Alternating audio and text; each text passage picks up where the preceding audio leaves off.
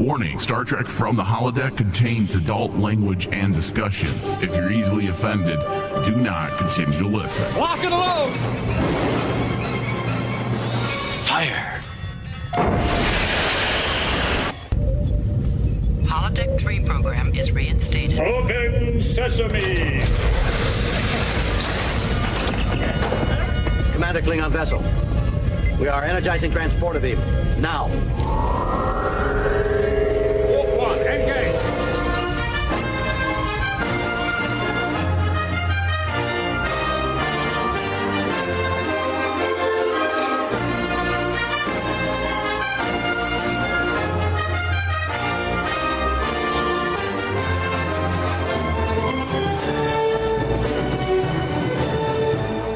All right, hello everybody. Welcome to Star Trek from the Holodeck. I am Michael Flores, your host, and in the studio with me at the helm, running navigation and steering the ship when I allow him to, is David. Hello, David. Hello, there is much beige that must be handed out today. Yes, a lot to talk about. Very exciting episode of Star Trek Discovery. The episode was already episode 3. We're moving along pretty fast here, Dave. Doesn't it feel like it's going by really fast? It does. It really does. But you know what's amazing? A lot of the stuff that we thought that they would give us right out of the gate, they've actually been pacing it out pretty well. Still no Spock. And we were expecting like Spock by day one. Yeah, I agree. They are pretty on point with the pacing this year. It doesn't feel like they're trying to rush to anything. They're simply laying down the pieces for this season and letting the chips fall where they lay, I guess is a good way of saying it. Yeah, and not just this season, just like the future of some Star Trek stuff that might be around the corner even. Yeah. I was really surprised with this episode by actually them going to where they went this episode. I was happy. It was really well done. A lot of implications, a lot of foreshadowing, a lot of course correction. There's a lot going on. The pacing is great, and it may feel like there's not a lot going on, but there is a lot of moving pieces. Yeah, so today we're going to be talking about Point of Light, directed by Olatunde Asusanami and written by Andrew Colville. This week we saw a lot of familiar faces as L'Oreal, Ash Tyler, Philippa Georgiou all make their season 2 debuts, and damn, was it cool. I loved how the episode was written and directed this week. Not only did they continue with our main storyline or myth arc, writer Andrew Colville introduced a new thread to this season's narrative, and it was really cool, and it worked really well. We got an inside look within the shattered and very divisive Klingon Empire as they make their way toward unification, which nicely paired with the introduction of Section 31. Applause. There must be applause for Section 31, because that might be one of the greatest introductions to a character I have ever seen in Star Trek. Oh, yeah, absolutely. Especially like the technology that they were playing with in Section 31. It felt like they just said, okay, let's give the fans something that they haven't seen, and we'll leave questions. It gives you a sense that that Section 31 has technology that the rest of Starfleet can only dream of. Yeah. So it's going to be really fun to see how they handle all of that. We also found out what was haunting Tilly.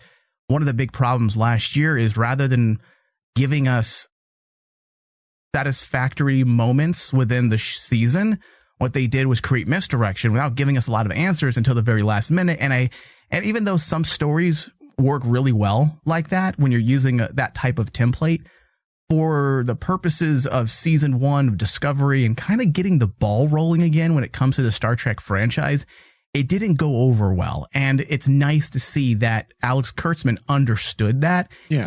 He noticed that aspect, and now that he's in control of that writing room, you can see that there is some very there's a lot of attention to detail, and they're not trying to just throw everything at the wall and say, all right, we're going to do this, we're going to do that. And also, hey guys, we got this happening, this is brewing, and we're not going to give you any real satisfaction until the end, and then it's going to be some misdirection and some cool reveals.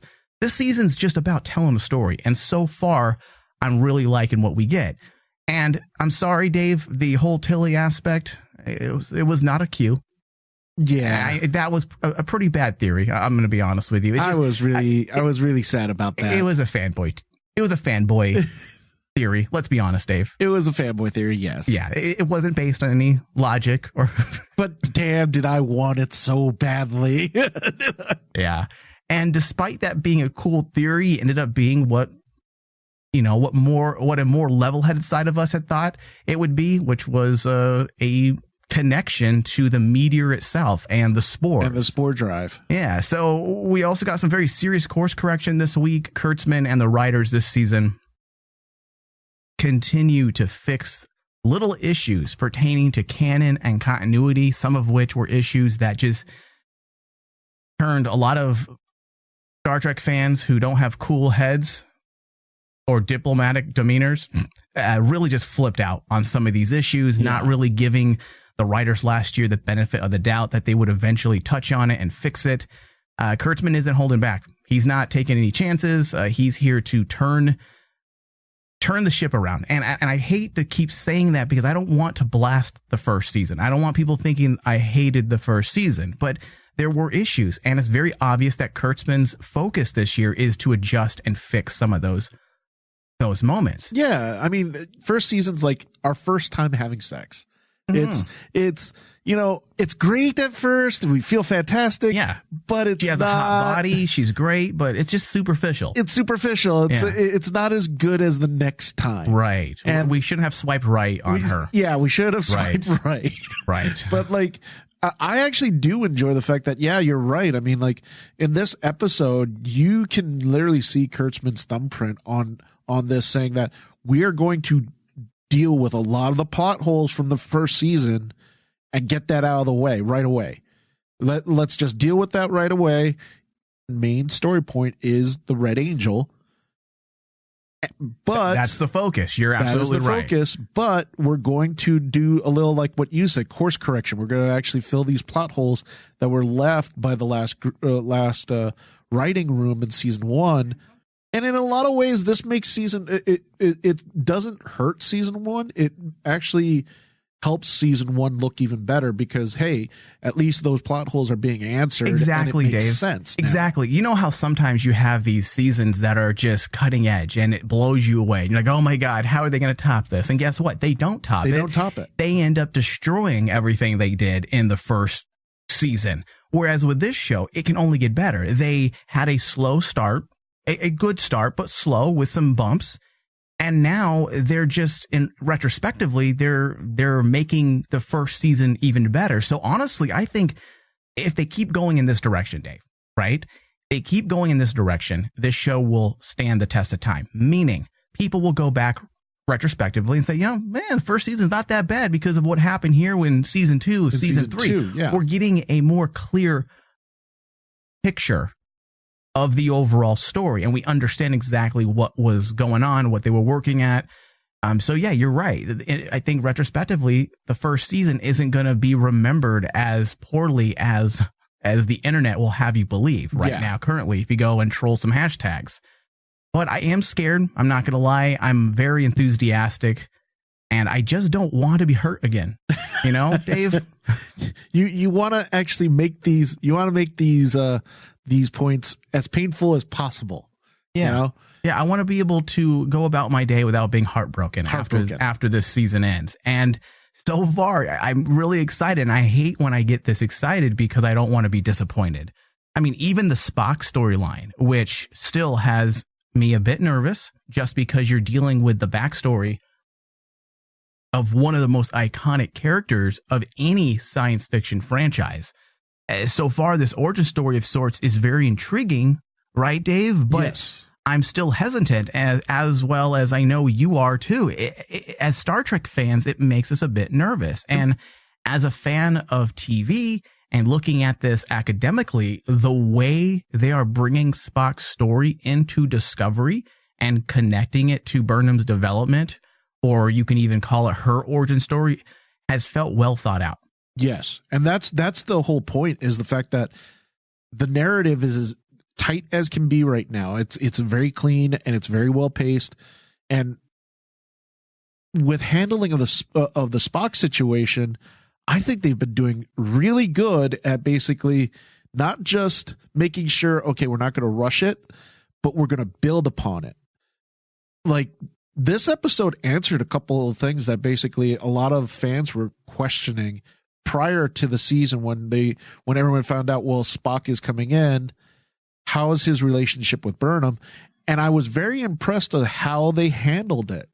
Now, so far, yeah. Yeah, how they handled it. But I'll be honest, I was left a little confused how the relationship of Spock, Burnham, Sarek, and now Amanda, their mother.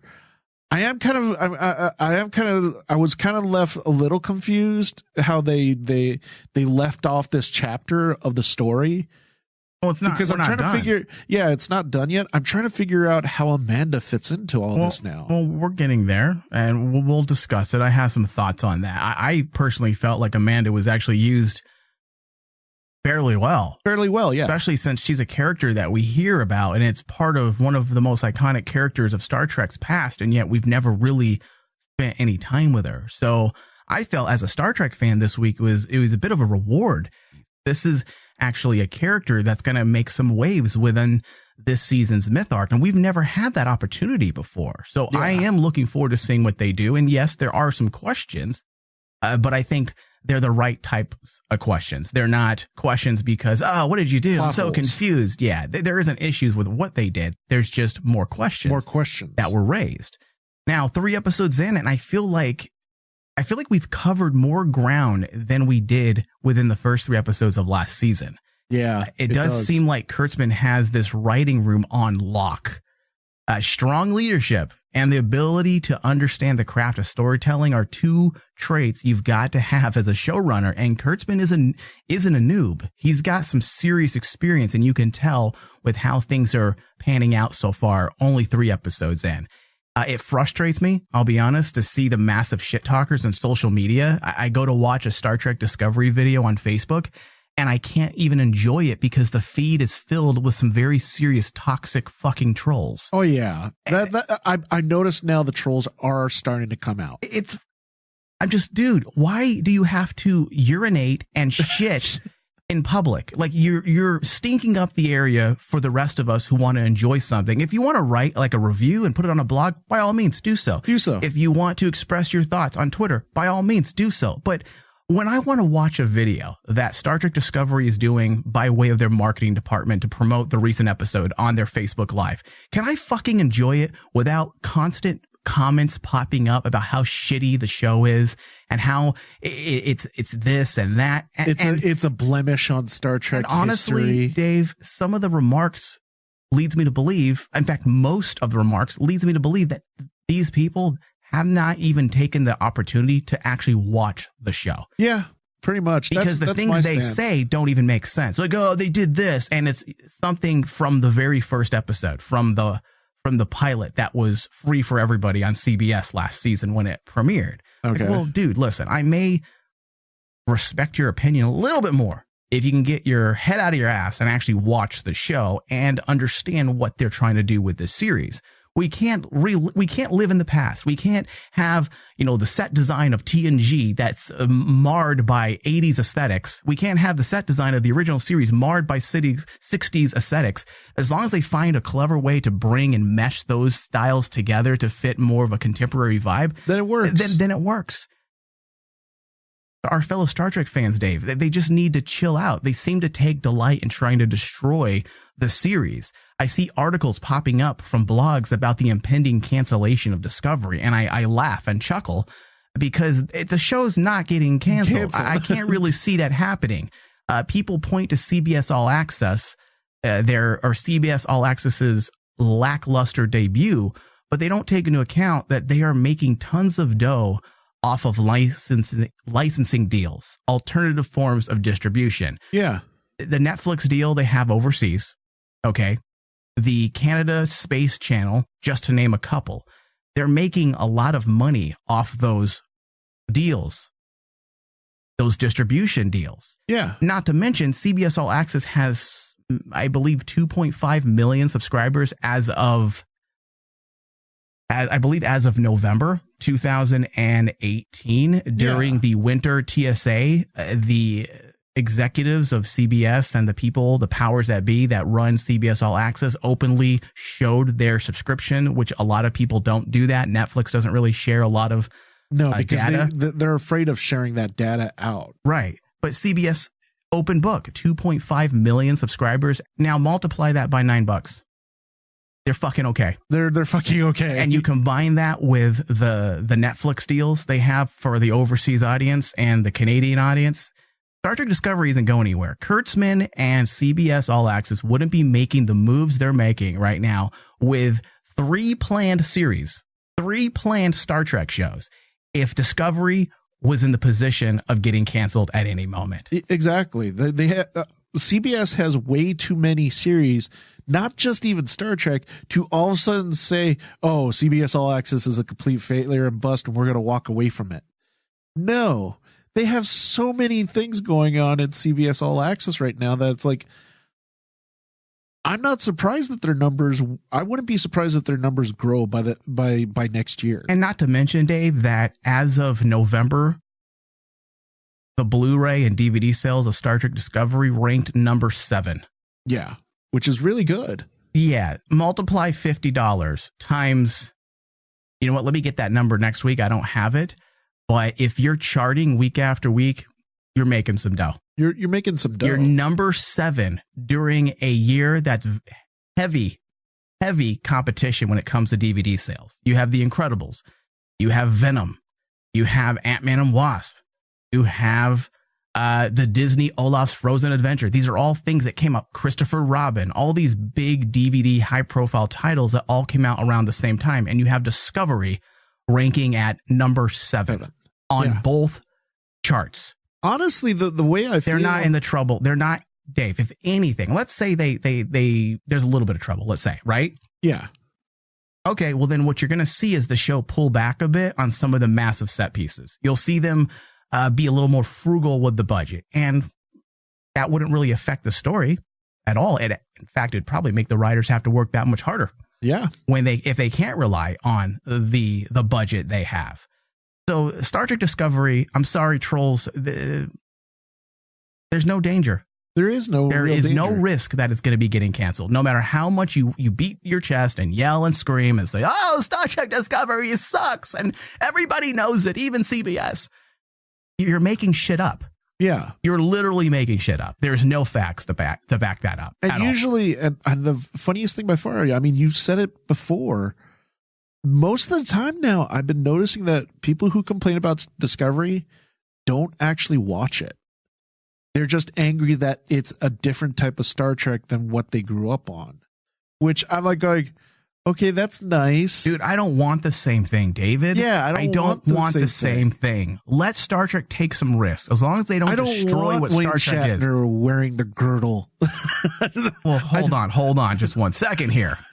I don't, bite your tongue, David. I was on the same, I thought we were on the same wavelength here, but I wouldn't mind getting some short skirts for the ladies and some nut huggers for the men. I mean, come on.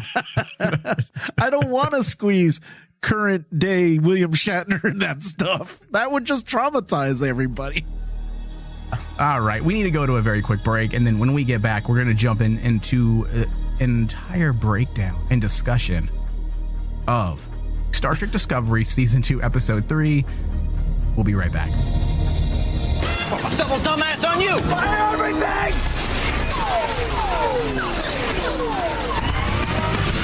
The Rain Man Show. The Rain Man Show.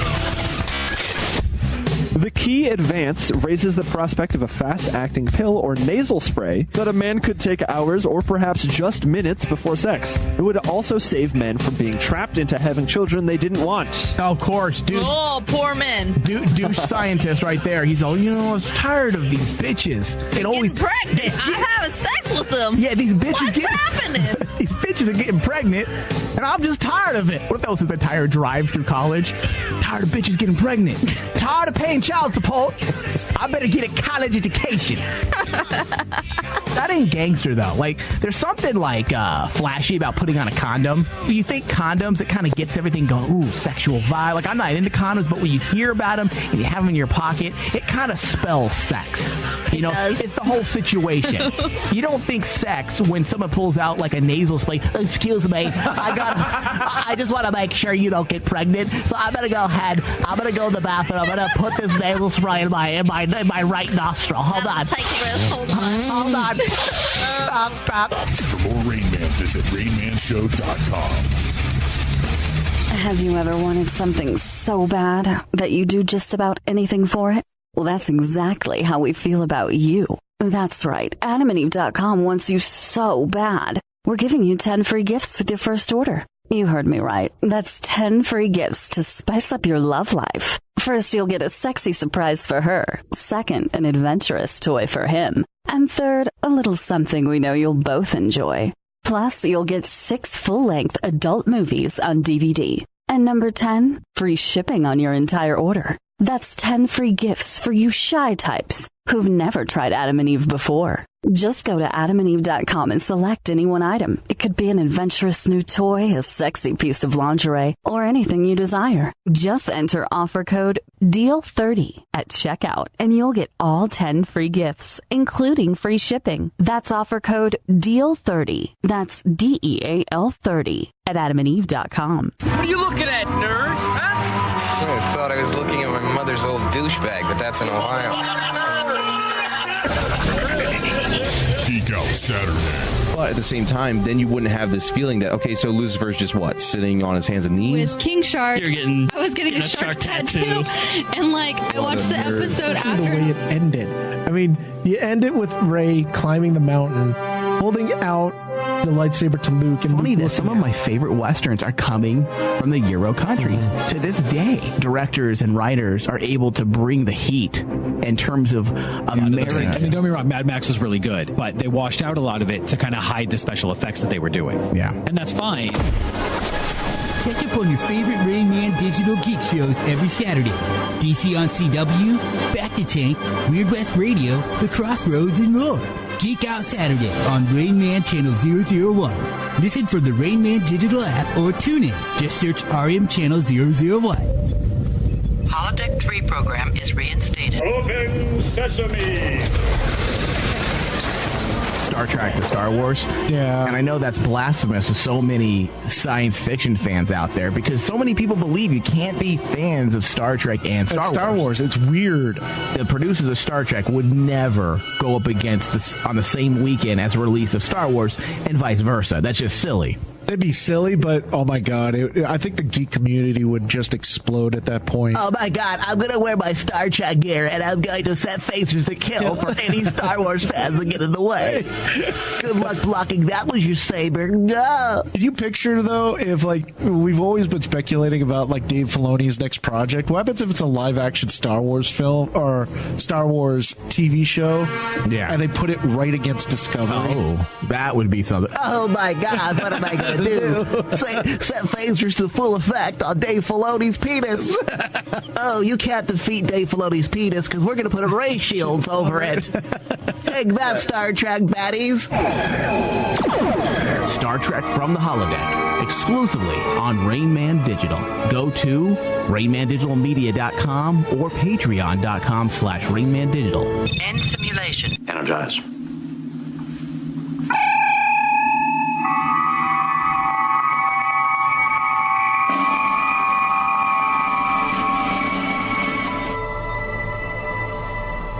All right, welcome back, everybody, to Star Trek from the Holodeck. If you missed any part of this broadcast, you can always find us on Stitcher, iTunes, Google Play, or Spotify. Pretty much everywhere at this point. Just search Star Trek from the Holodeck. Add us to your favorites. Give us reviews, thumbs up, tweet about us, tweet at us, tell us you love us, tell us you hate us, disagree with us. Just don't troll us because I will win. And we will kill you with our phasers. Yeah, phasers set to full effect, right, Dave? On their balls. On their balls. That's very aggressive, Dave. All right.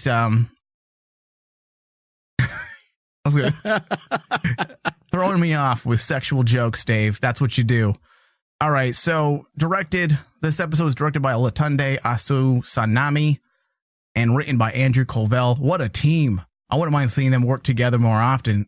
Fuck. Olatunde took Andrew's script and just ran away with it and did such a great job transcribing that blueprint to screen. Oh, yeah. I mean, from the set pieces, the set design, I mean, even the color grading for Kronos was just fantastic. Everything just looked so great. The synopsis for this episode: a surprise visitor to the U.S.S. Discovery brings shocking news about Spock and dredges up past regrets for Burnham.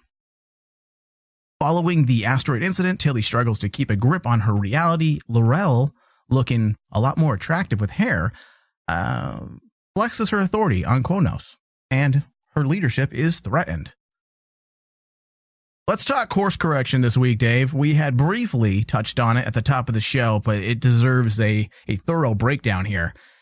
3 big course corrections made this week. We received essentially an explanation on something that you and I had discussed several times. Number 1, the architectural design or the overall aesthetics of the Klingon ships in season 1 was never seen before. And it created a lot of issues amongst Star Trek fans. And you and I debated about this, about how and why and what they'll do. And sure enough, this week they introduced the Klingon battlecruiser that we're all familiar with, the D7. The D7. As being the new vessel of the Empire, a ship that represents a united Empire. No more ships with individual houses. Effectively, Dave, this explains where this version of the D7 battleship comes from, and it suddenly finds its place within canon, and it aligns with the original series, correct? Yes. And that's what was actually really cool. Not only that, they were, by introducing the D7, they actually also explained about the development of the houses and the subcultures in Klingon by removing the paint. Yeah, you know what the paint means. I was like going, wow, yes, that was really cool. Yes, because we were wondering that, because we've never seen them paint their faces before, right? No. Yeah, I get lost sometimes with the 50 years of Star Trek lore we have, Star Trek canon, but I don't believe I remember that aspect. But we also have to remember that this is leading eventually to the Klingon Civil War that also takes place. Yes. So it isn't going to be rainbows and happiness for quite some time. And the Klingons aren't going to be rainbows and happiness. We know for a fact, as Star Trek fans, the Klingon history is just riddled with war, death, and tragedy. Yeah, well, they're petty. They're petty warriors, which is the worst combination you can have. Being a warrior race and being petty as fuck. I mean, the only and they struggle with, obviously, issues of prejudice, obviously. Yeah, and the only positive, or you could say kind of like the Klingon warrior code comes from a religion that obviously some Klingons don't really believe in. And that's what creates the Civil War. Isn't that whole thing about Kahless? And isn't that like any culture? Yeah, you're going to have the religious zealots, and you're going to have the people that are atheists that don't really believe in that. They believe solely in science. Although Star Trek continually meshes the idea of faith and science, like they did in this week's episode. They've been toying with that idea for decades. So I'm pretty happy with how they explained the overall change with the vessel. I know some people were saying that it still is a fuck up because Lorca actually mentioned last season that he was taken, I believe, prisoner by a Klingon battle cruiser, a D7. Like, they already introduced the D7, so they're fucking it up. Like, well, do you think that there has been one Enterprise since the original series, right? There was the one from Enterprise. There was the one after the original series. There's not just one type of ship. Yeah. There's, first off, what's the actual vessel? The Constellation class, correct? Yes. The Enterprise. Class. Okay. For the original series. Okay. There's several Constellation classes. There's several Galaxy class vessels. So you would think that also when it comes to the Klingon Empire and any other species, whether it be Cardassia or Romulans, they're going to have different versions of that ship, of battleships and science vessels. So that wasn't an issue. Although I saw a bunch of articles popping up trying to derail the course correction, saying they already had a D7. Like, well, yeah, congratulations. Congratulations. And on top of that, doesn't mean it's this specific model. That was the whole fucking point. And and for Star Trek fans out there, if you are really bothered by that notion, well, guess what? Really see the ship when the outside of the ship when Lorca was there? No, it was L'Rell's ship. So it could have been a prototype D7 that L'Rell was using. Yeah, that's just kind of nitpicky because there's very easy. There's so many easy ways of explaining it away. You can't expect writers to literally cover every base. Eventually they'll get there, and there's some things that can be left unsaid. Our own mind or imagination fills in the blanks. As long as there's not direct continuity issues, then no harm, no foul. Yes. The next one is connected to the Klingons as well. This one was very quick, which is a strength in my opinion. The fact that they're doing these course correction moments very quickly. They don't waste a lot of time. They just drop it on us and move.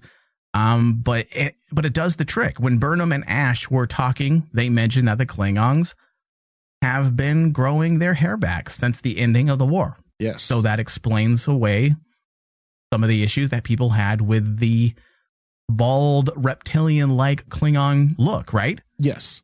The next bit of course correction came by way of the conversation between Captain Pike and the Starbase captain. I believe it was Captain Diego Vela. Yeah, Diego. Where Captain Diego mentions that Pike is one of a few people still using view screens opposed to holograms. This was one blinding issue I've had with this show in the way of canon, but I shrug it off because the use of holographic technology can easily be explained away. I'm patient. I'm willing to see what happens along the way in the way of explaining why this technology doesn't exist during the TNG era, why we've never seen the way they communicate. And I think it's safe to say that this moment was the first step in fixing that issue, right? Yes. Did you get the same vibe? No, I got the same vibe too, because like it was, I was like kind of chuckling when I saw the discussion between Diego and Pike, and I'm like, oh wait, yeah, okay, this is how they're going to explain it, because like Pike was the original captain of the Enterprise, so it would make sense that a lot of the technology on the Enterprise when Kirk takes over is based on what Pike used. And then I'm like, oh yeah, Pike uses view screens. Okay, done. Yeah, it really does. It fixes the Enterprise issue. It fixed the Enterprise issue perfectly. Yeah. And I think the rest of it, we just have to be patient and realize that this is a slow gestating show. They're not just going to drop a bunch of things on us in one moment, in one episode. I mean, is that really what we want? That's like a signal of horrible writing. It's called exposition and info dumping. And that's something you never want to do in your TV show. So you have to piecemeal out some of the fixes. And that's why I really say once season 2 is done, it'll be interesting to take a look back at season 1 and 2 as together. How does it flow together? And I will bet you season 1 will feel a lot better than a lot of people felt when season 1 ended. Yeah. Because once we get into season 2 is answering all these questions. And it also, on top of season 2, it introduces a really cool narrative story that we all follow. Agreed. So all in all, Dave, I think we're on the same page. I'm pretty grateful that Kurtzman respects the fans enough to include these minor adjustments, because he didn't need to, but this was part of his own goal set and promise. He said this in numerous articles and interviews leading up to season 2, that he's going to be aligning up things in this show with continuity. And to everybody, rest easy. We're gonna be making these fixes. Dave, now let's just momentarily stay with the Klingons for a moment here. I thought we were wrapped, and I forgot we had one more thing. The fixes that we got through the Klingon scenes, right? Yes. I really liked the Klingon story this week, right? Yes. I really liked the Klingon story this week. I liked what they did with L'Rell. I've always loved the Klingons, but sometimes they come off as and we actually have had entire discussions about this on our Patreon page for our Patreon subscribers. They come off as very one-dimensional at times. Yes. And just uselessly barbaric. With very little reasons as to why they act a certain way. I'm like, okay, they're a warrior race, great. But what else is there? You can't have a society completely governed by just war. There's got to be more to them. And to see the lengths that L'Rell is willing to take to unite the Empire and protect her family was a great direction that I felt seamlessly made way for the introduction of Section 31. I like how they kept those two storylines, those narrative threads, running together. Yeah. Rather than introducing, imagine if they had everything going on with the 7 signals, right? Then they had the issue of Spock. Then they had the issue of the Klingons. Then they introduced Section 31, and your head would be spinning. Like, what direction am I supposed to pay attention to? I don't know where to look. So by eliminating all those various narrative pitfalls, what do? They pair up a couple of them at a time. Of course, the Spock storyline being connected to the red signals, the immediate myth arc. And then now we see how Section 31 is possibly going to find their way into the main myth arc. But while doing so, while introducing that part of the story, they managed to kill 2 birds with 1 stone. And I actually really enjoyed it. But not only that, Dave, you know us, and when it comes to Star Trek. Second. Sure. We just lost connection on our video, but I won't worry about it right now. Okay. I love the social commentary of the episode as well. Yeah, that's what really caught me off guard too, was the fact that I was okay with the social commentary that they're talking about, because it helped. It really was needed for the Klingons, because the Klingon storyline, because like, just like what you said, the Klingons are, I'm sorry for a lot of Star Trek fans, I'm about to say something negative about the Klingons, but they are very one-dimensional. They've always been seen as proud warrior race. That's it. Getting a chance to actually see like this political, social storyline come out of the Klingon side was a nice way of actually getting a view of like depth into Klingon culture. Yeah. I mean, but not just their culture. It's a dim reflection of our own culture as well. That's why I really enjoyed what they did, because Colville and Altunde were able to include some relatable issues that felt, once again, seamless with Star Trek. For example, the idea of prejudice, Dave. Ash Tyler's character, and I'm including Vogue, has been such a great tool to express this idea on hate and bigotry. I mean, let's even go even further and say the issues of mixed race couples.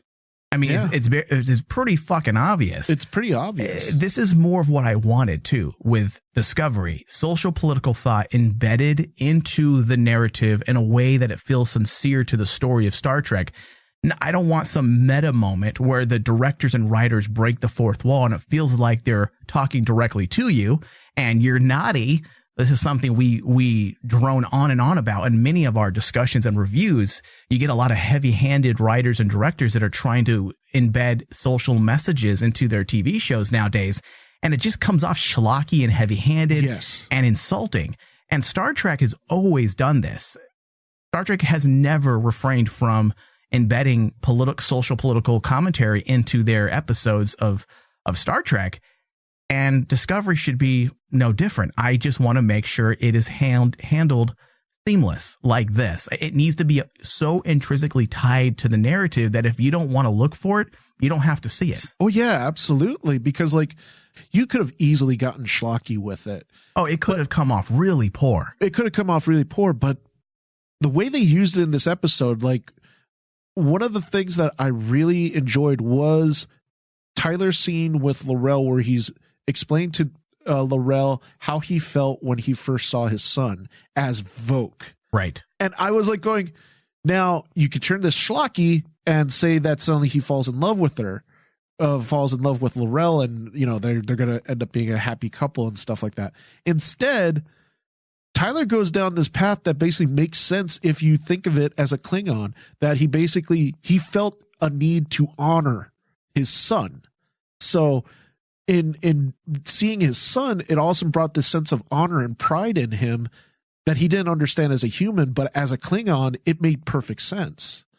And doing it like that was caught me really off guard, because they could have gone a totally different route with the social storytelling and just gone with the cookie cutter, the family. But what do you think important. they're saying, though, Dave? That's I understand what they were doing, but yeah, what were they saying? Dissect the scene more rather than just saying what was it about. What do you think they were saying by that? Do you think they were exploring areas of race? I think they were exploring areas of race, especially with the being a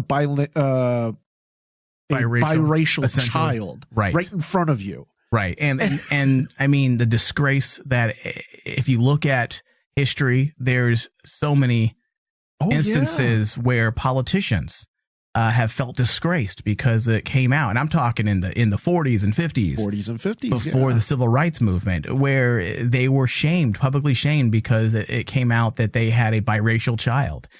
So there's a lot of great things going on in this episode. There was. And what they've done with this character, I'm talking about Ash, of course, is similar to what they did with the introduction of the Cardassians in The Next Generation, and how they connected that along with the Maquis to tell a story that was inspired by the fall of communism and the dissolution of the Soviet Union. And of course, DS9 using elements of the Cold War to continue that political thought and bring in the idea of occupation, which was also very closely related to the events that took place in the 80s with the Soviets and the Middle East. This is what Star Trek does and has always done so well.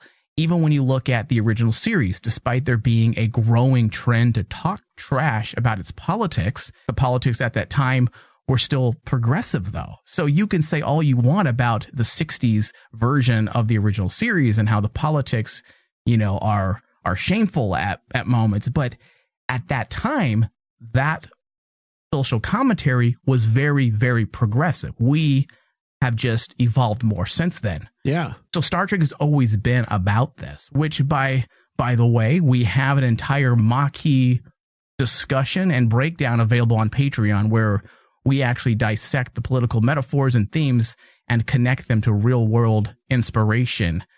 And people can check that out, patreon.com/RainmanDigital. We do a thorough breakdown. In fact, we have an entire Maquis discussion, right? Yes. How many have we done now? We've done 4? I think we've done like 4 parts or 3 parts? 3 or 4. I thought it was 3, but I think you're right. It is 4. Yeah, and it's an ongoing series. Because there's so much to cover about that Maquis storyline. Yeah, well, that storyline starts in TNG and goes all the way to Voyager. It goes all the way to Voyager. It's a fantastic storyline. But that's a topic for another show. You can go to patreon.com/RainmanDigital and pledge $5 or more a month and gain access to those discussions. And even like going back to what we were talking about like the social implications and social storytelling, the one thing that really hits you in the face, social commentary, was the time when Tyler tells them, "Why are you talking in human to me when I understand Klingon?" And he starts speaking Klingon. Yeah, and I'm like going, wow, that's just like those stories that you always hear about, like people who know Spanish, that all of a sudden, why are you talking in Spanish to them, but you're not speaking into Spanish in me? Speaking of Spanish, are you speaking of English, Dave? English, yeah. Sorry, I just had a stroke there for a second. Wow, but it was really interesting because normally I don't like stuff like that. No, I hate politics being thrown in shows. In my face. Only, David, if it's half-assed. If they, like I said, if they are pointing their finger at you and it's a soapbox, I'm like, no, go fuck yourself. I don't need you to tell me what to think. Make it smart. Fit it and embed it into your story. And make it fit to that character. Exactly. I really felt Tyler has always been one of those characters since season 1 that I'm like going, they barely scratched the surface on him. Dude, I'm hoping they take it up a notch this season. He is far more interesting now. One episode made him so freaking dynamic and interesting because it's kind of like he is, everyone constantly says Spock is the child of 2 worlds, Vulcan and human. Tyler's human and Klingon. Oh shit, Dave. You know what? That's a great point. And I'm like, isn't that what Star Trek does a lot too? That's what Star Trek does a lot. These complicated characters that are torn between societies. Right. Look at T'Pol in Enterprise. DePaul was shamed for wanting to remain a part of the crew of the Enterprise. She was shamed for having loyalties. She was shamed for being, a contributing member to Starfleet. We also have Worf in TNG. 7 of 9. Yes. Dealing with the Borg. This is something mind going to an individual.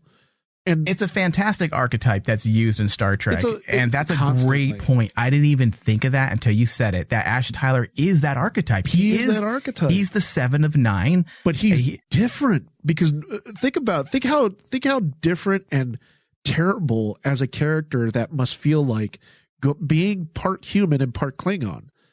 You are dealing with something that wants to kill. Do you think he has 2 dicks like the Klingons do?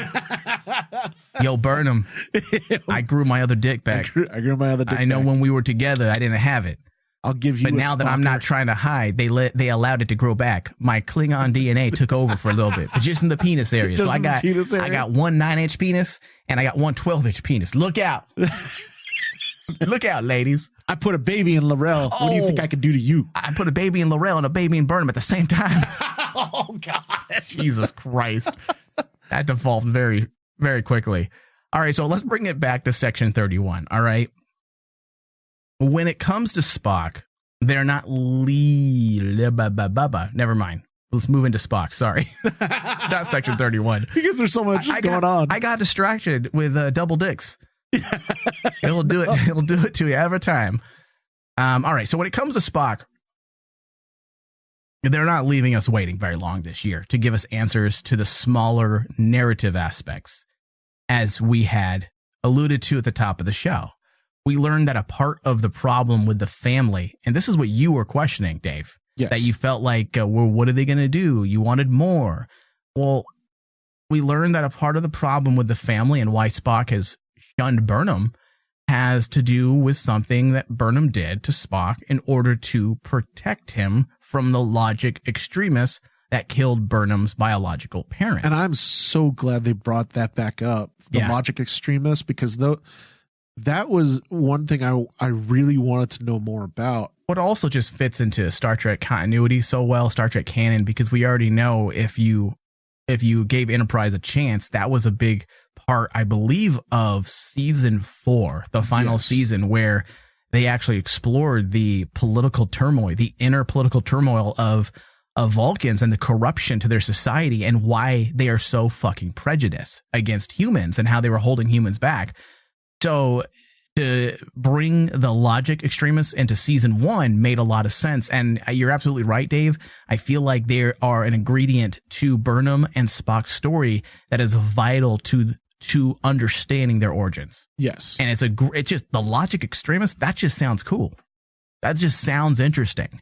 But all of this feels like it's going in a direction I can agree with. And that's the positive for me. I am against the use of iconic characters for the sole purpose of nostalgia and selling tickets, essentially. And that was a fear I had. As we have said numerous times now, Dave, the fear I had leading into season 2 is that they're going to rely too heavily on the Enterprise, too heavily on Spock to tell their story. And yet they have not. The fact that Spock has not popped up yet. Yes, they're using him in a parallel way a bit with Burnham to help flesh out her story and help tell the story of Discovery, which is just fine. That is fine. Use Spock as a plot device. That works. But don't be so quick to introduce him and then have the audience rely on him exclusively.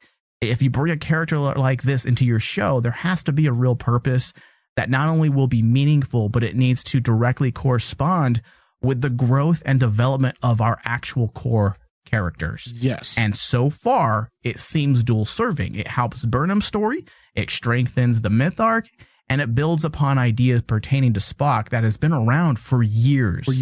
This isn't a new idea. The concept or the notion that Spock struggled being a child of two worlds is not a new thought. No. The idea he struggled with his human side and his ultimate decision to embrace the Vulcan side is not new either. So having the writers of Discovery flesh that out further and expand upon the mythos of Spock in such a way, and of course the connection, the issues of emotional volatility seems fairly aligned with everything we've seen before, everything that we've been privy to when it comes to Spock's past. And that's why I mean, I believe we talked about this about the last episode when Sarek was there, But like, I thought that basically it was really telling that they were to actually explain how Spock treats not just Burnham and not just Sarek, but his own mother, right? And Amanda. And it's like, I remember making the comment to you. There's a reason why Spock is so much closer to Kirk and Dr. McCoy than his own family. She was emotionally absent, and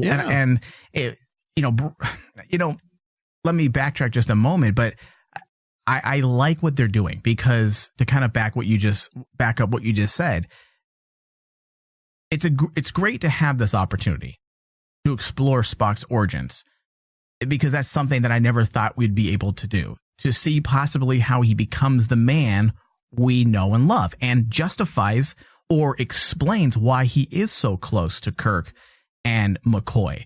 Bringing Amanda into the series at this point was a great call because of this. We already know what it was like for her, and we know that she sacrificed a lot to be married to Sarek, but this expands on that as well. And I'm really looking forward to seeing what they do with Amanda. She's a character that I feel we know about, but never really got her due. That's why I wanted to actually get clarification from you about this, how you saw this scene. Right. When Amanda, after Burnham explains that, she doesn't come out and say what she did, but she explains the emotion behind of what happened. Amanda seems kind of angry. To me, when I watched it, I thought she was angry at Burnham. And actually, when Burnham says, "I will find him," she says, "No, I will find my son," and then walks away. I think she was mad. I took it as, I was really surprised at that scene, because I'm going, why is Amanda angry? Well, I mean, Dave, if you had a kid and you adopted another, and you found out that one was emotionally stunted and hurt by something the other one did, whether it came from a good place or not, I don't think that matters. I think you're not going to be angry and you're going to walk away and never speak to the person again. But she had a moment there. And as a father, I mean, dude, I'm really close to some of my son's cousins, but if I found out one of my cousins like really hurt him, yeah, there's going to be some hell to pay. I'm going to go talk to him. I might even pull his ear and maybe his hair a little bit. Do some of those old-fashioned 1950s parenting. Like, come here, you little whippersnapper. Come here, you. I got a belt for you. David, I said nothing about a belt. That's 1950s, though. Bob wire fence and beat him. I mean, if you're Mexican, like my mom, then yes, you know what? She's going to throw huaraches at us and beat us with and tie us down with wet leather and let us dry in the sun. Wow. Just joking. She's never done that. She's not a medieval torturist. Huaraches, yes. Huaraches, yes. Tying us down with wet leather and letting it dry in the sun, no. No, that's just old school to the extreme. Yeah. So no, I understood what they were doing with her, and honestly, there needed to be some. I mean, they're not doing Burnham any favors. I mean, she's constantly fucking up in season 1. The entire show started with a fuck up, and now we have something like this where she's single-handedly hurt one of the greatest characters in Star Trek. I don't think she's going to earn any more brownie points with some Star Trek fans, but to me, it makes it that much more interesting. When you have a character as flawed as Burnham, it's interesting to see how she progresses, and it's fun to see, and I'm looking forward to seeing how she rectifies this situation, at least in a way of redemption, because we already know that it's not going to end well necessarily. Spock may forgive and move on, but may not want to have anything to do with her, because as we know, we don't know anything about Burnham after the original series. Yes. So I think it's safe to say that they're never going to fully resolve it, but there's got to be some semblance of closure, and that's probably what they're working towards with this season when it comes to Burnham and Spock's relationship. Yeah. So it's sad, I felt for that Spock at that moment when she said that she did something so bad to hurt him. And no matter, just like you said, no matter the reason why she did it, it's still sounds, once we find out, I'm like trying to figure out what the hell could she have done to him? I mean, if you think like a Vulcan, the only thing that I could possibly How old were they when they did this? Were they kids or were they old? Yeah, were they kids? I mean, because if they were adults, maybe she mind melded with his penis. I don't know. and the beautiful part, did you notice they actually kind of subtly brought back an idea that was in J.J. Abrams, the reboot? What was that? The fact that Spock, the one thing that will always take out Spock is if he's emotionally conflicted. Oh, yeah. And like, or emotionally compromised. Yes. And I was kind of giggling when Amanda brought up about the Spock being emotionally compromised. I'm like going, wait a minute. In the reboot, he was emotionally compromised. That's what caused the whole problem in the reboot between him and Kirk. Yeah. So it felt seamless even with JJ's storyline. Which it needed to, because when it comes to Spock's life, he wasn't directly affected by the Narada crossing over until after Vulcan got destroyed. Yes. So for the most part, the life that we saw that he lived through in the Kelvin timeline and JJ's hasn't happened opening minutes in the 2009 reboot, that could very well have happened. Yeah. You know, the issues he had, the struggle with anger. That's why I said earlier that we have been privy to this before. We know Spock has struggled with those human emotions, and let's take everything we know of the Vulcan culture in general. In fact, DePaul and Enterprise really delved into the Vulcan culture quite a bit and how they do things. And you got to remember, they come from the Vulcan people chose to purge their emotions because they were violent. Yes. They were irrational. Their emotions ruled them. And they've even said that it's not that we don't have emotions. Not that we don't have emotions. We do. We repress them because of how powerful they can be. Yes. In a lot of ways, their emotions are even stronger than humans. So take that type of erratic emotional makeup and mix it with humans' lack of logic, and suddenly you have a kid like Spock who struggles. So it makes perfect sense. And that's why this whole aspect is very interesting, especially when you mix the mother into it, because you have one daughter essentially that was had tons of love bestowed upon her and feelings, but out of respect for Sarek, Amanda chose to restrain herself with Spock. And in a lot of ways, she's probably just as guilty as Burnham for possibly hurting him, because at the end of the day, it was still her son. Yeah. And that's why I really liked too, was the fact that throughout Star Trek, they've always shown bits and pieces of Vulcan culture through storylines like this, whether it's in Star Trek V, like what you said in Star Trek Enterprise with T'Pol, even with like in Voyager with Janeway's first in command. I forgot the name of the Vulcan character in that. Come on, Tuvok. Even with Tuvok, you actually see that the Vulcans are very complex. They're just not logical beings from the start. No, because they're so logical that they decided to purge themselves of emotions because they knew their emotions were creating so many problems. And the only story element throughout Star Trek that I've always wanted to know what it was like was Amanda. Because when you think about, we never delved a lot into Spock's mom. Spock's father, yes. You might want to reword that. Or we didn't delve into Spock's mom. Spock's father, yes. Spock's father, yes. And that was lots of fun. We seen Sarek's story as a Vulcan male. We know a lot more about Sarek than we do about Amanda. Yeah, Sarek has been in movies, TV episodes. And Amanda's always been this character that has been kind of like spoken in dialogue. And that's why the whole idea, almost like she's been put on a pedestal. Yeah. You can hear about her, but you can't see her. Yeah. She's too sacred to have your eyes fall upon her. And that's why I believe in the first episode of this year when Sarek said that Spock revered his mother. In a lot of ways, that's kind of what they did. Even way back with the movies, there was a sense of reverence to Amanda. Just the fact that she was always just slightly out of reach. And then they actually show that reverence even in J.J. Abrams in the reboot. Think about it. That was the thing that pushed Spock over the edge, was the death of Amanda. That's what made him emotionally compromised. So to actually do that to Spock, Amanda's always been seen as kind of like what you said, this character that's on a pedestal that's just above everybody else.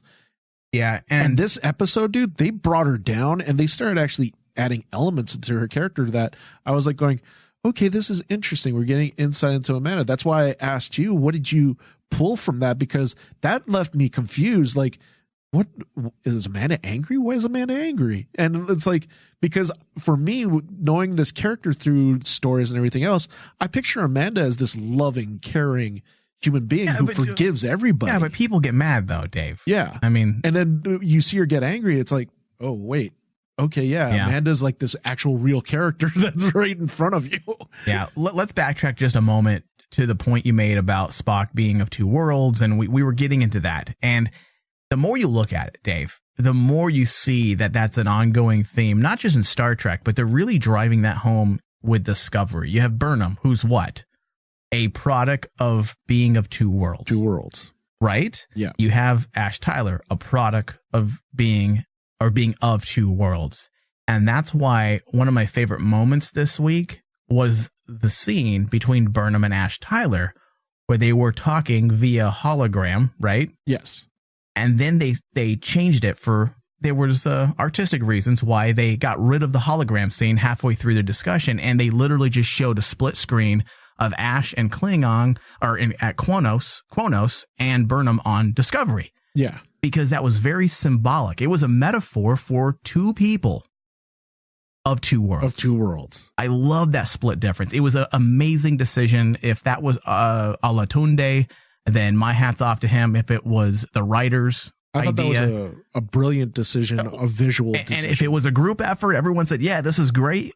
And the cinematographer is what, ultimately executed that fantastic shot, then props are in order. Because that's one thing that I felt was really on point last year with the first season of Star Trek Discovery was the visual metaphors. Yeah. Continually being thrown at us throughout last season. And we didn't get a lot of that yet, but this episode had quite a bit. Just because we're getting more into the story, it's kind of hard to start throwing in relevant visual metaphors when you're only one episode in and we don't quite know what the story is. And if there was, we may not even pick it up yet or pick up on it because we just don't know what we're looking for yet.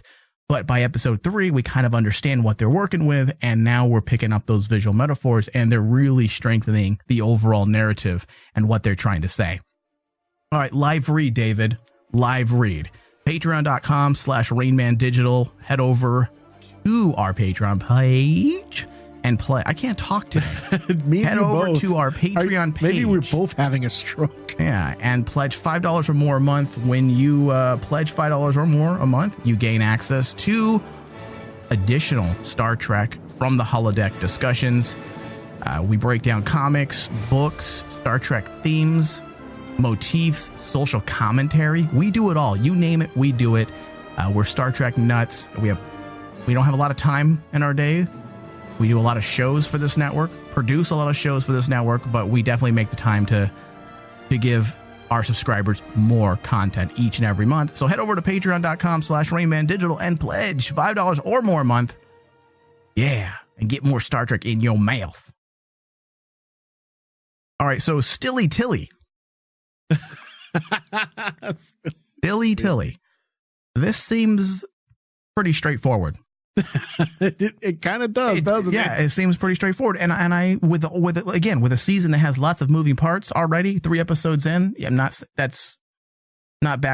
contradicting what I said about pacing, but there are a lot of moving parts.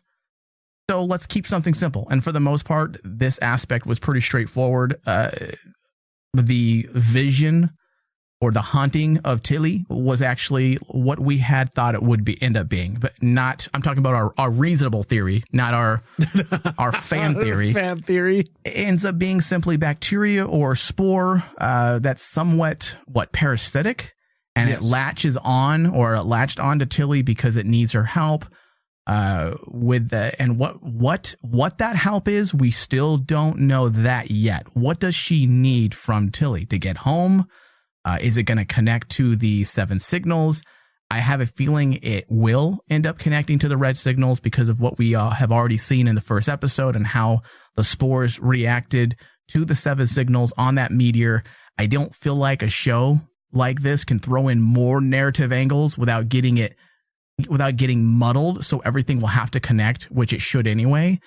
So have a feeling that this will also connect to our main story. The Spore entity would appear to be angry with the Terran Empire version of Stamets from the Mirror Universe. Yep. And we already know, again, from first season, he was up to some fuckery when it came to the mycelial network. And it was interesting. The thing I liked about that was actually the fact that the Spores were referring to Stamets as the captain.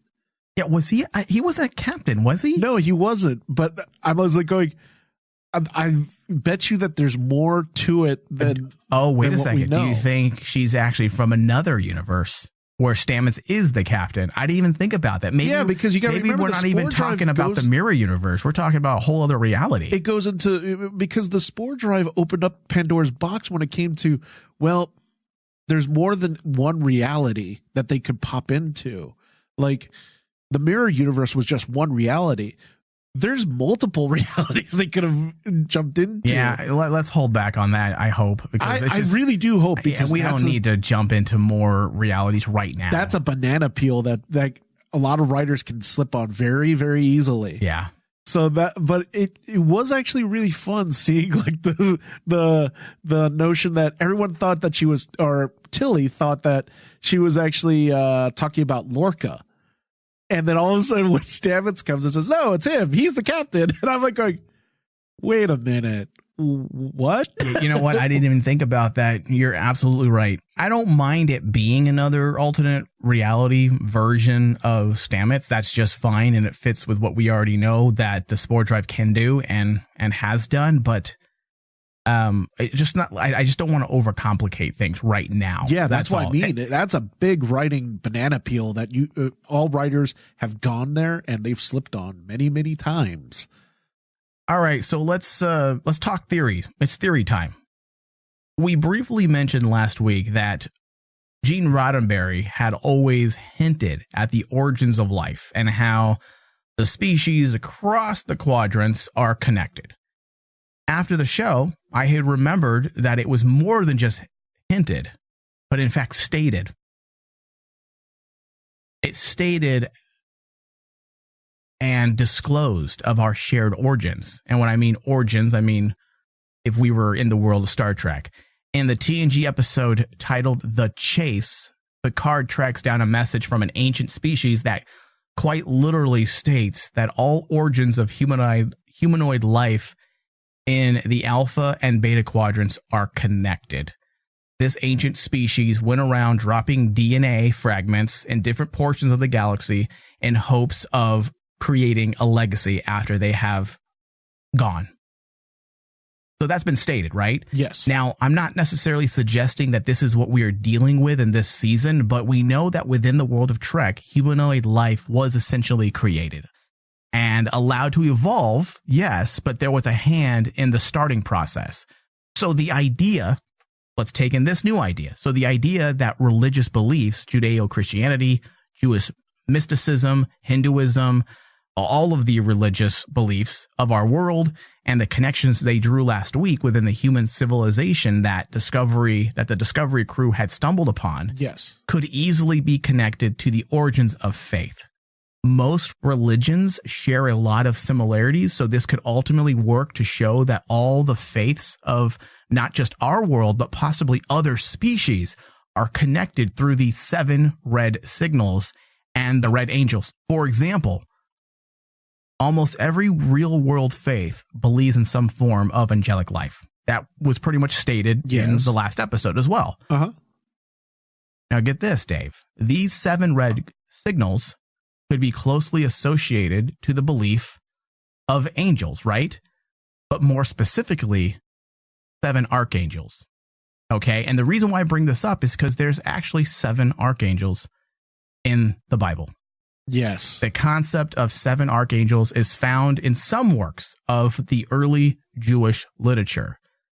And it's something that's connected in a lot of the Old Testament. Some of the scriptures it's found in is not considered canon by the Roman Catholic Church, but there are other beliefs, faiths, I should say, that do in fact accept it. And the more we delve into this red angel aspect, and we're getting notes of the divine, notes of divinity, right? Yes. They're playing with that a lot. They're playing with the idea of faith, just like we saw last week. The, not convergence, but the meshing of science and religion, or religion as a form of science. They have played with the idea in the episode The Chase from the Next Generation years, right? Yes. So this isn't an entirely new concept or an idea that's far-fetched. If they were to connect these 7 angels to the concept of biblical belief that details the 7 archangels that govern human society, would this not make sense for them to go that route? What's the significance of 7, Dave? They have not explained that yet. Yeah, they haven't explained it. However, if you know anything about angel and celestial life and demonology, 7 is very, very important. Yes, the number 7, actually. The number 7 is very important. And the idea of the 7 archangels just brings it that much more to the forefront of my mind when it comes to importance. Are they going in that direction? I'm not saying they're going to actually introduce gods and angels. I'm saying that they're going to explain away the concept of faith and how much of our faith is connected, much like our origins are in the Star Trek world. Look at what they did this week with the Klingons and the idea of faith and believing. They did it last year as well. I feel like they're working in that direction. So it's going to be pretty fucking cool to see what they do. So just as TNG connected the species, the Discovery writers might be doubling down on that concept to explain the mythos or origins of faith and religion across the galaxy. Yeah, and it's funny that you actually brought that up, because I started actually trying to look up and research really quickly about 7 archangels, and I actually came across something that actually talks about there is parts of religions out there, not just Catholicism, right, but also like other religions that are connected, that they all believe in what's called the 7 root races. Yeah. And it's like, you bring up a really valid point, because I never thought about actually looking at the narrative as their way of actually bringing in something, the question of faith in Star Trek, which I think would be fantastic. And we did see it. Yeah, and We've seen it before. We have seen it before, and I know people kind of groan when they go in that direction. That's why Star Trek V was kind of looked down upon for a lot of years, and even to this day, because they felt like, you know, they're trying to explore faith and religion, and there were a lot of religious people who just didn't co-sign what they were trying to do. But it wasn't about whether or not God existed, Star Trek V. It was about faith, and it was internal need. There we go. That's the word I was looking for. The internal need to worship and believe in something. The idea of faith in the form of philosophy. Yeah. That's what Star Trek V did. And if they go at it that direction with Discovery for this season, I feel like it's going to work really well. I mean, let's not pretend Star Trek isn't a highly spiritual show as well. Look at Deep Space Nine. That show is governed by spiritual philosophy. In fact, I would say the backbone of the show, even when the show changed and they had to find itself and kind of make up the Dominion War and the Founders and give the show more of a serialized vibe. One thing the show never lost was the spiritual backbone that governed that show. Yeah, because with the whole Bajoran, the Bajor belief and the wormhole aliens.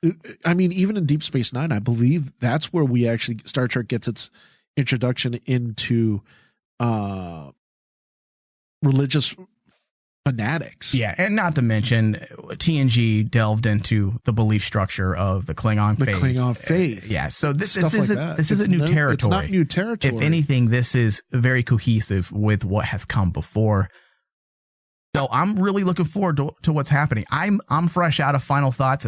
Just take this entire show as my final thoughts, Dave, but I want to hear yours. What are your final thoughts? And also, what was your favorite scene this week? My final thoughts in this episode was, I was a little worried at the very beginning, but as soon as we got rolling, basically everything started falling into place, because my main fear for this episode was they were going to be going all over the goddamn place. We got to deal with the Klingons. We got to deal with Tilly. We got to deal with Burnham and Spock. It could have easily happened that way, It could have easily happened that way. But they managed to actually make a very, very cohesive episode and set up a lot of great things about like the Klingon storyline, Section 31. I thought that was brilliantly placed. And also it brings up a lot of great questions. I mean, just like what you said, I didn't think about the implications of the theory behind the 7 lights and the Red Angel being based on faith, but you bring up very valid points, and Star Trek has always gone there. The only reason why a lot of people do not like Star Trek 5 is the execution. It was the execution of everything. Yeah. And honestly, if that's what it comes down to for this storyline, Star Trek has proven it can do storylines based on religion and execute them well. If they can execute something like this that just goes deep into crossing science with faith, I think it could make season 2 really special. And then, of course, bringing Spock into it just makes complete sense when you actually think about Spock's history as the quote-unquote child of 2 worlds, but also showing that he's not the only one that's the child of 2 worlds. My favorite scene in all this didn't even have to do with Amanda and Spock and Burnham. It was solely Tyler. The scenes with Tyler really had me engaged because he was a one-dimensional character in season 1. In season 2, all he was, Dave, was a plot device. Yeah, last year. In one episode, and misdirection. That's it. In one episode, you made me care about this character and gave him so much depth. Yeah, and actually made him into a child of 2 worlds, even though he wasn't born into that world. He was made into that world. Yep. That's what I thought was even more surprising. Is like, Tyler's not born in this world as a human and a Klingon. He was genetically engineered. Yeah. And that's what makes it even more horrific. That almost goes into the Frankenstein mythos of everything. And I love that. Yeah, there's a lot they can do with his story, for sure. Favorite scene? You want to share that with us really fast? Or was it all the Ash Tyler stuff? My favorite scene was the Tyler seeing the baby. I said that in this episode. Okay. That scene was brilliantly used. Just seeing with Tyler seeing the baby and everything, and then talking to Laurel afterwards. Oh, that gave me chills. All right. Thank you, David. All right. Well, this concludes our discussion on this week's episode of Star Trek Discovery, episode 3, titled, forgetting the name, Dave. Point of Light. The Point of Light. Thank you, David. And if anybody misses any part of this broadcast, you can find us Stitcher, iTunes, Google Play, or Spotify. Just simply search Star Trek from the Holodeck. Also, head over to our Patreon page, patreon.com/RainmanDigital, and get more Star Trek discussions. All right. Thank you, David. Thank you. Live long and prosper. I couldn't help but notice your pain. My pain? It runs deep. Share it with me. End simulation.